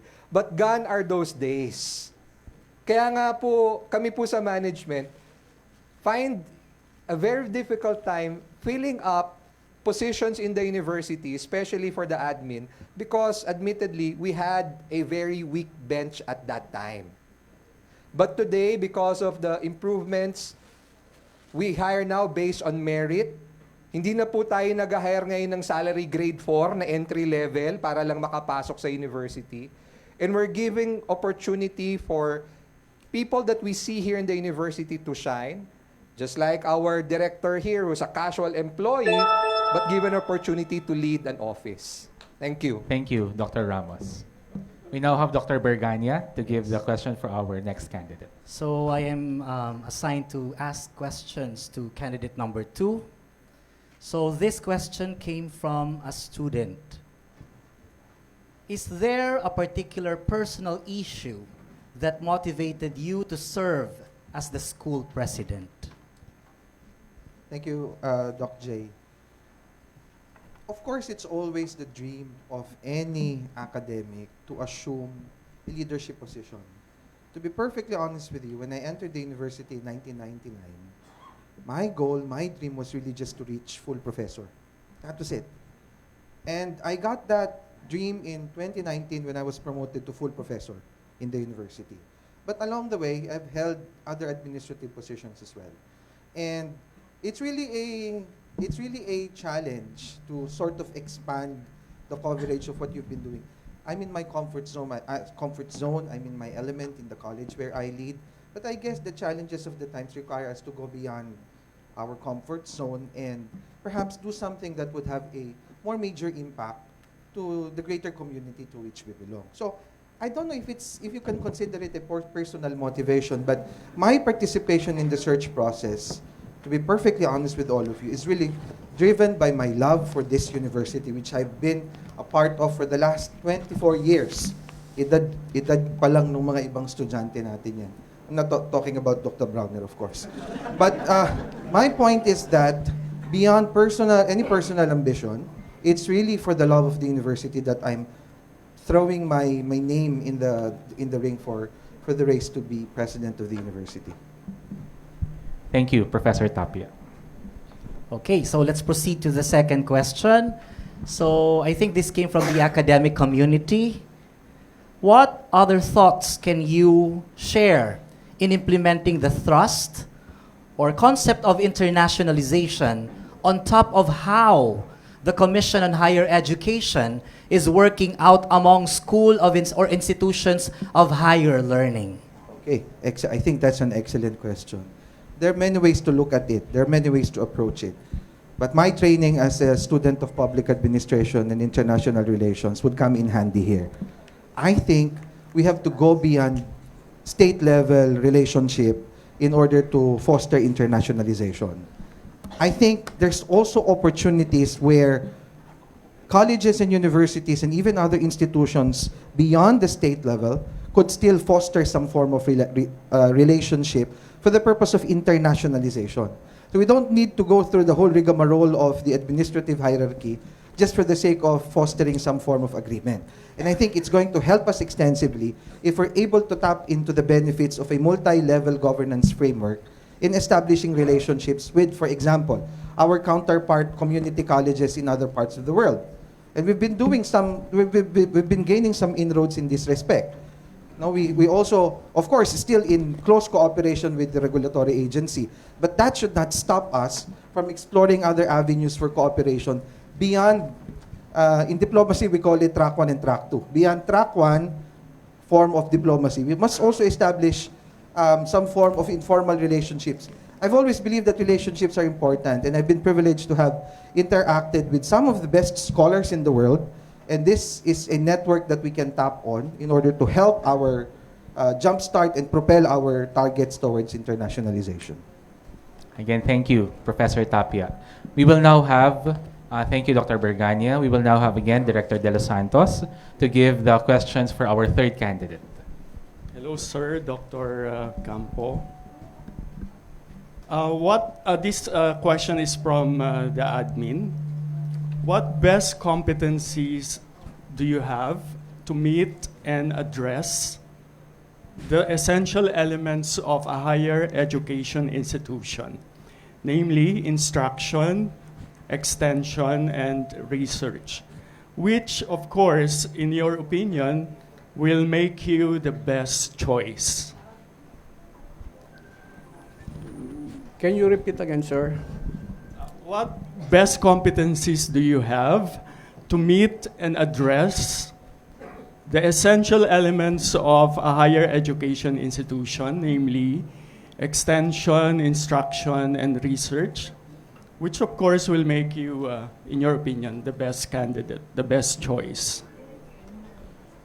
Well, I have the competence through my industrial experience and academic experience. And because I acquired these from my experiences, and I know that this competency or competence, I have enough educational accomplishment and to serve good intention for UMak. Well, another plan for the employees is employees development by giving them the opportunity for their further studies. So, like the undergraduates, to finish their programs or take the expanded or the ETIAP program for the college completers, no, to enroll the graduate studies. So sir, yun yung mga bagay na alam ko with my industry and academic experience that could serve the community. Thank you. Thank you, Dr. Campo. Thank you, Dr. Campo. The next question is from the faculty. Of the various goals and platforms that you have presented, how do you plan to realistically achieve all of them in just 4 years? By asking the help of the people around in the communities, the deans, the vice president, if we will cooperate or unite for this particular vision and mission for university. At para sa mga faculty development, yun nga, has been consistently identified a key factor in improving quality of education and consequently student learning. Second, yung provision of incentives for research accomplishments provided that will be published, attendance to conferences, workshops and seminars of the faculty, own preference locally, internationally with funding support. I know that we can achieve this vision and mission. And lastly, yung fair opportunities for promotion and career development by following the Civil Service Memorandum Circular Number 19 model merit system for the members of the academy. Again, thank you, Dr. Campo, and we thank our 3 candidates for addressing the individual questions, Professor Ramos, Professor Tapia, and Dr. Campo. We now proceed to our questions for all of our 3 candidates to be given by Dr. Bercania. So these questions can be answered by all the candidates. Here's the first one. What are your perspectives regarding the city of Makati to be absorbed by the city government of Taguig? What are the implications of this decision to the governance of the University of Makati? In particular, what mechanisms, strategies, and approaches may be offered to downplay the animosities of people regarding the impact of this decision? Professor Ramos. Thank you very much. First of all, I'd like to assure the entire UMak community that despite the court ruling regarding the dispute between Makati and Taguig, the University of Makati sits in a lot owned by the city government of Makati. Ibig sabihin po niyan, ang titulo ng lupa na ito ay nakapangalan sa city government of Makati. So, kahit na po sabihin natin maging final and executory at wala na talagang magagawa sa court of law, may mga instances naman po talaga ng isang lugar na pagmamay-ari ng isang gobyerno o ng isang munisipalidad o isang syudad ay nakapaloob sa ibang bayan. Just like Makati South Cemetery, Manila South Cemetery, which is actually owned by the city of Manila, but it is in the city of Makati. So, as far as the ownership of the University of Makati, that is not a question. Now, the other side of the story, of course, is what will we do and what is the city doing? As a stakeholder and as a resident of the city, of course, hindi naman natin papabayaan na maging ganun na lamang without actually making an appeal or using other legal means to be able to ensure that the best decision will come out, not only for the residents of the city, but for all affected residents as well. So yun naman po ang mapapangako ng City Government of Makati, speaking for, as of course, as an employee of the city government and also as a department head of the city, to the different stakeholders that we have here at the University of Makati. Hindi po tayo papabayaan ng City of Makati. Thank you, Professor Ramos. Professor Tapia. Okay. It's important for us to leave the legal details out of it. No, it's beyond our competence. I think the lawyers of both cities are handling it. And just to answer the question, as a student of public administration, again, in the social sciences, my sense is that we have to be guided by the principle of the right to self-determination. Whether we belong to Makati or Taguig depends on the decision of the Supreme Court. We ask the people. We ask the people because after all, it is the people who will be deciding where they would really want to chart their own destiny. So beyond, not to promote some form of animosity between the two cities, kasi magkakapit bahay naman tayo, but the real power has to be with the people. You ask them, you want to be in Makati or do you want to be in Taguig? It's a superfluous question, obviously, but we have to ask it nonetheless. So, and I think that's one thing that we should really be actively working for. And if we just make a simple question and throw it to the members of the audience, I think the answer would be quite obvious. Because we've been, as I said earlier in my presentation, we've been given this dramatic, enormous privilege of being Makatians. And it's not something that you trade for some other proposition. So I think the right of self-determination should be given back to the people because that is where it truly belongs. Thank you, Professor Tapia. It's now your turn to answer, Dr. Campo. Okay. It's about constitutionality. When you say in our Constitution, there is a due process of law that no one shall be deprived his her property without due process of law. When time comes, it was elevated to the Metropolitan Trial Court or the Regional Trial Court.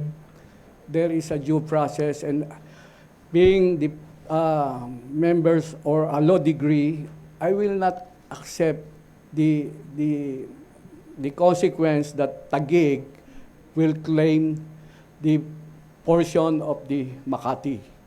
I will appeal it to the Court of Appeals. There are a lot of provision under the civil law. There are evidence that this property belongs to Makati because it is titled property. I will not allow it. I will fight until the Supreme Court came from the decision that whoever owns this property, we will follow the decision of the Supreme Court. But in my sense of legality, the problem is they did not own the property. The evidence is the ownership. It's a simple legal dispute, ownership. And who are the registered owner of this property, which is Makati or Taguig? Ownership is the evidence of that particular dispute. Thank you, Dr. Campo, and thank you to all of our candidates. Okay, thank you. So let's proceed to the next question for all the candidates. What will be your priority projects in your first 100 days? Professor Ramos.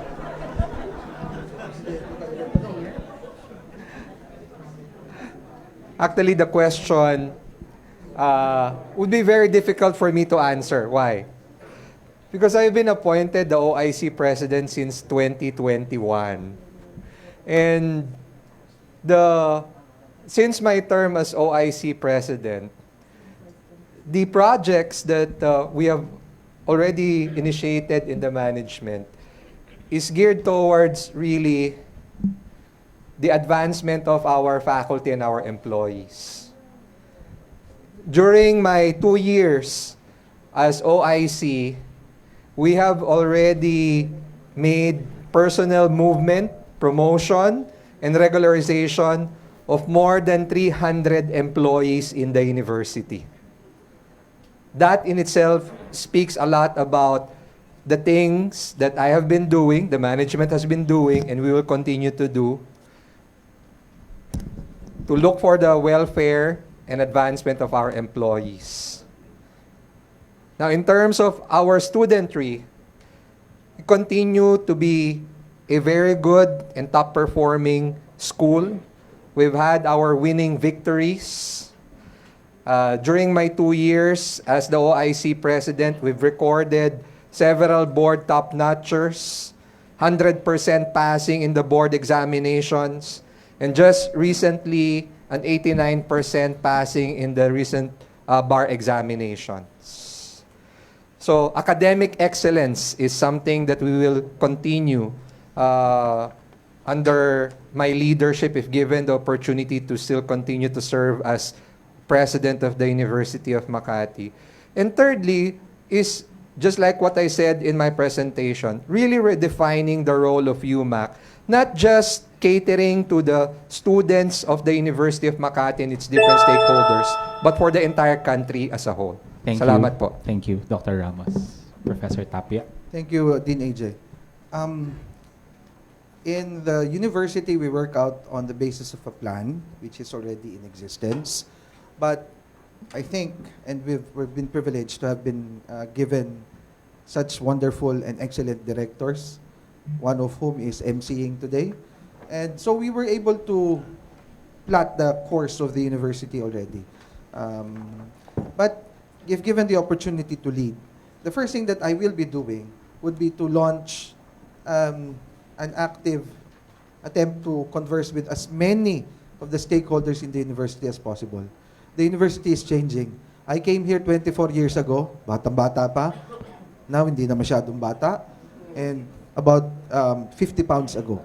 I'd like to know the university much, much better now. And I think the first thing to do would be to do some form of listening tours to as many stakeholders as possible. And the areas of accomplishment that we'd like to focus on is already established. We're going to jumpstart publication. I've been giving a lot of talks, again, with the help of excellent directors in this respect. Academic excellence is something that we have been promoting and doing also. And this is something that we would like to also focus on and forge more partnerships with our partners beyond the shores. So I don't know if that can be confined within the next 100 days, but those are easily some of the things that I would be doing should I be given the opportunity to lead the university. Thank you, Professor Tapia. And finally, Dr. Campo. Okay.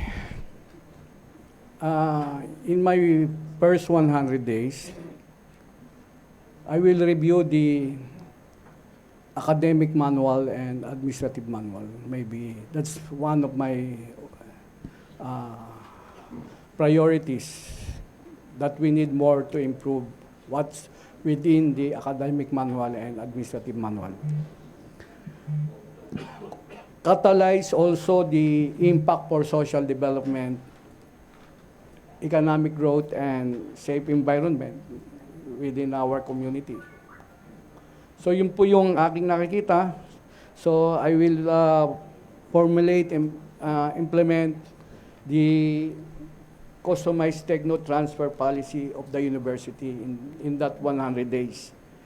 So meron po rin tayong tinatawag na implement extension programs or project to increase resource productivity and family income towards the improving community livelihoods like barangays, no? Coordinate with the local chief executive, with our mayors, with the barangay officials. So in that 100 days, very sayang po yung pagkakataon. Now I can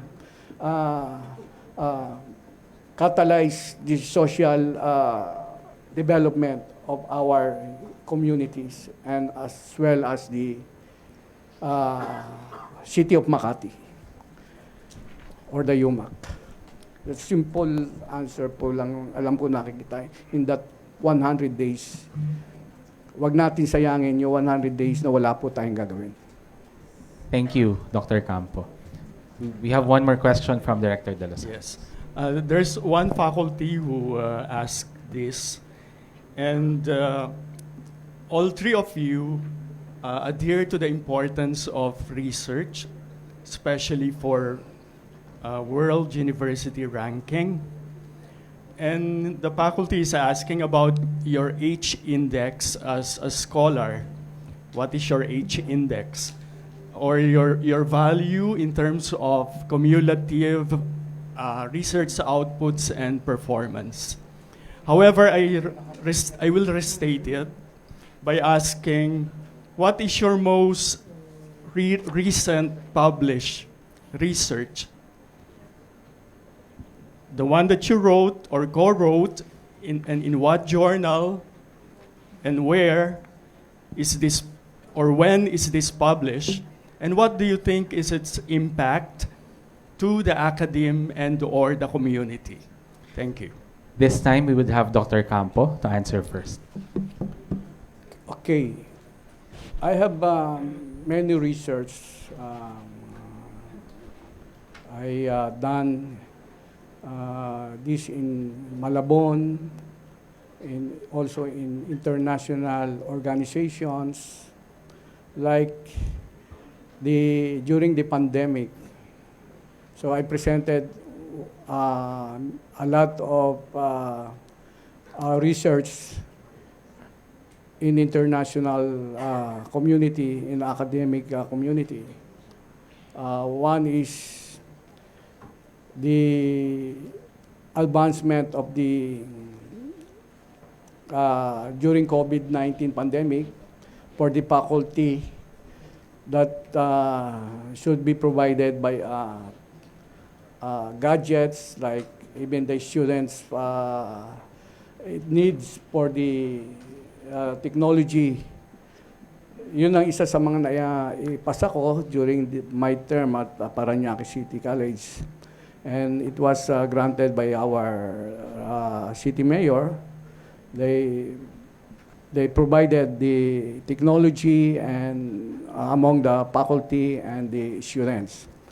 And then there are a lot of presentation like e-commerce at the international organization, and the pedagogical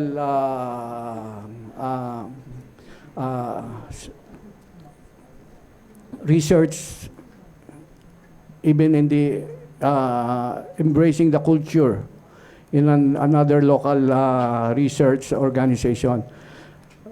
It is on my resume that all this part of my research are all in there. Many. Thank you. Candidates, before we proceed, there is a request from the Facebook live stream if we may kindly use the microphone closer so that they could also hear it better. Thank you. May I proceed now? You Okay, may. so the question is the latest publication. May I get a clarification? You're talking about local or international? Biro ko lang ho yun. No. Just to break the ice, I know that we're all tensed and it's already 12 o'clock, and since we're not Spanish, we're going to eat very soon. No, just to be very serious about the issue. I sit in the editorial board of two international journals, the Journal of Southeast Asian Studies and the Journal of Maritime and Oceanic Studies. They're both international journals. The latest publication locally, because we love the university, was published at the Universitas, where I wrote a paper on navigating the terrains of academic publication. That's the first, that's the local. I co-wrote it with a colleague, Dean Sonia Pimentel, and the latest publication internationally was written, I think, 2020. It was about measuring capacity for graduate programs in public administration. I'm sure Dr. Paras would be very interested in that. It is an article that was presented in a conference in Bali, Indonesia, and the name of the journal is Policy and Governance. It is based in the University of, I I forgot the name, mahirap i-pronounce yung university sa Bali, but it is based on a university in Indonesia and also published by the Professional Organization of Public Administration in Indonesia. So that's it. Thank you. Thank you, Professor Tapia. Professor Ramos. Thank you very much. Just very recently, our Center for Integrated Communications actually did a feature about my recent paper presentation in Japan under AI for the International Academic Forum. And my paper was actually selected for publication in the IA4 Journal on Education. This is a Scopus indexed publication. And I know for a fact that VP Ed is also attending a training in Germany very soon. And this is something that I know because I challenge our faculty and our administrators to actually continuously engage in research. And I myself will also be attending a UN Summer Academy in Bonn. This is also continuous trust in actually engaging in meaningful research. But the more significant research that I am actually engaged in right now is the research being done in EDCOM. Sabi ko nga po kanina,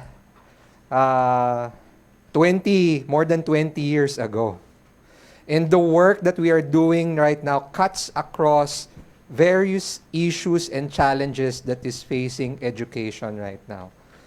Just yesterday, VP Ed and I were actually attending an EDCOM meeting, and there was a presentation about defining what academic freedom for academic institutions mean.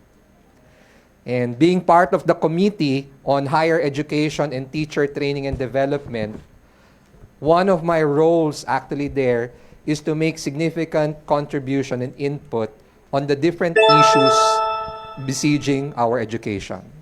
Thank you, Dr. Ramos, also Dr. Campo and Professor Tapia. At this point, I would like to address the selection committee because we have finished the 3 questions for the 3 candidates. Would the selection committee like to ask a question now, or would you like to reserve it for after lunch in the panel interview? We'll have it in the afternoon. We'll have it. Thank you for confirming.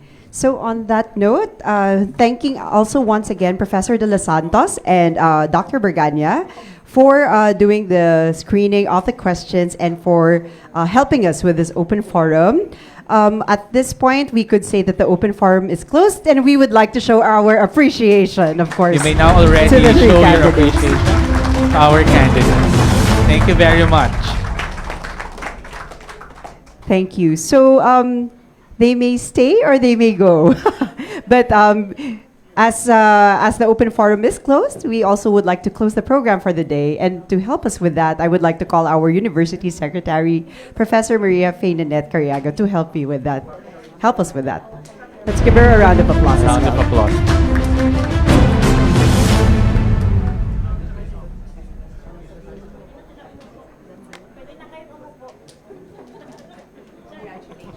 Congratulations.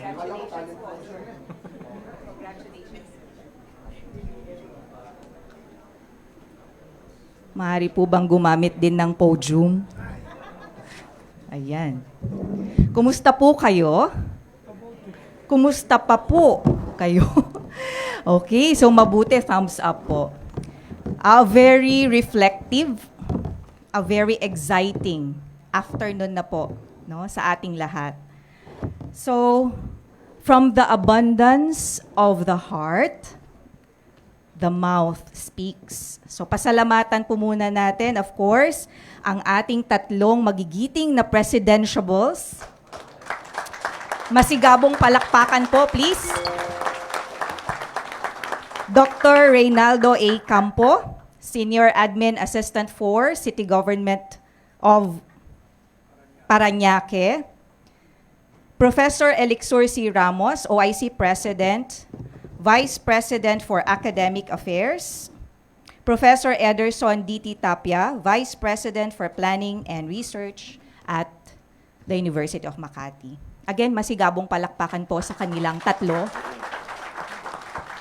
Of course, to our search committee for the UMak President, Dr. Nedena C. Toralba, Dr. Erico Habihan, Dr. Julieta M. Paras, Mr. Oscar Aragon, Mr. Victor Mark T. Puyat, Mr. Teddy Ocampo, and then for Ms. Justine Raagas, we have Mr. Hannibal Kamua.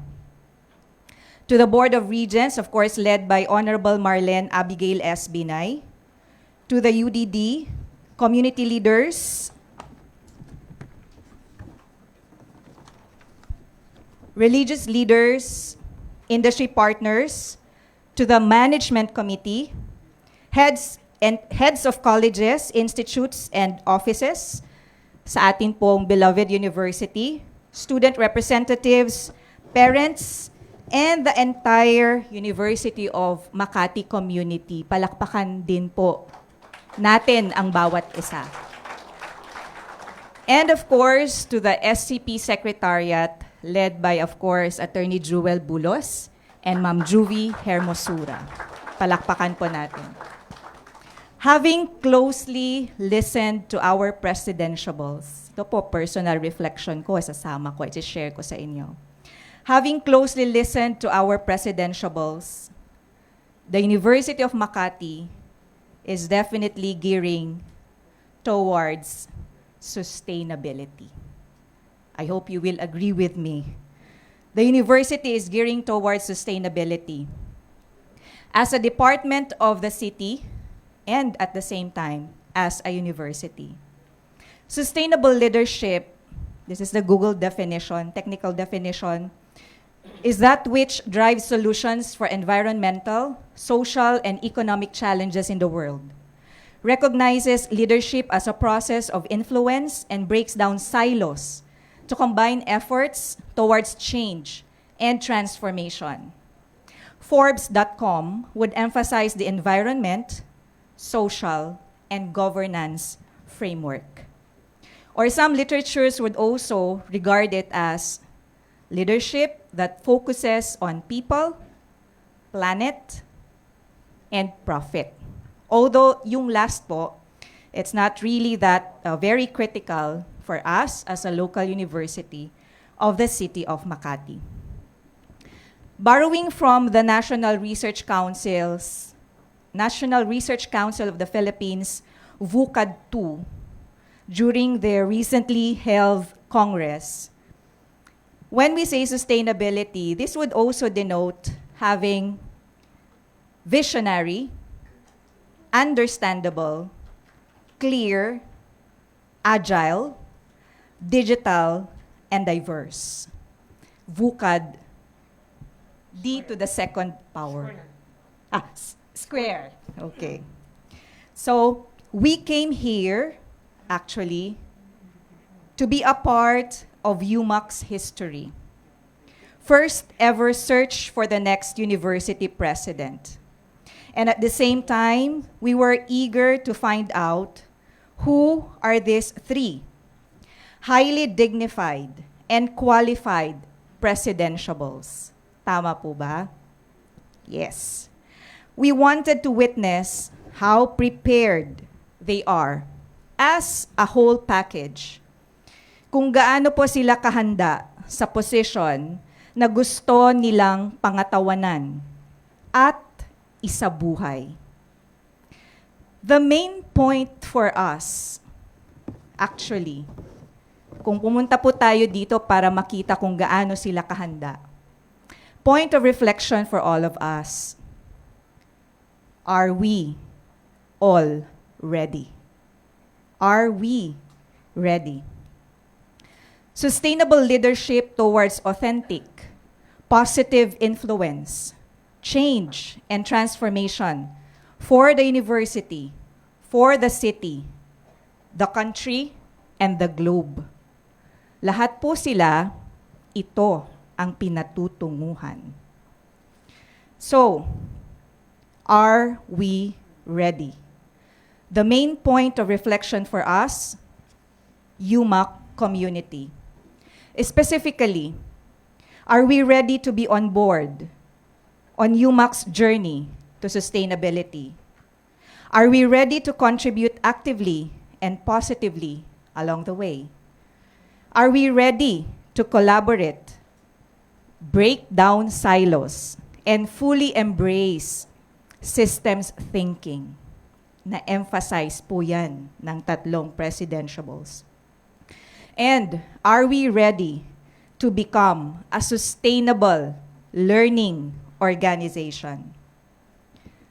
To have a sustainable set of leaders, to have sustainable leaders is really, definitely, it's a big story.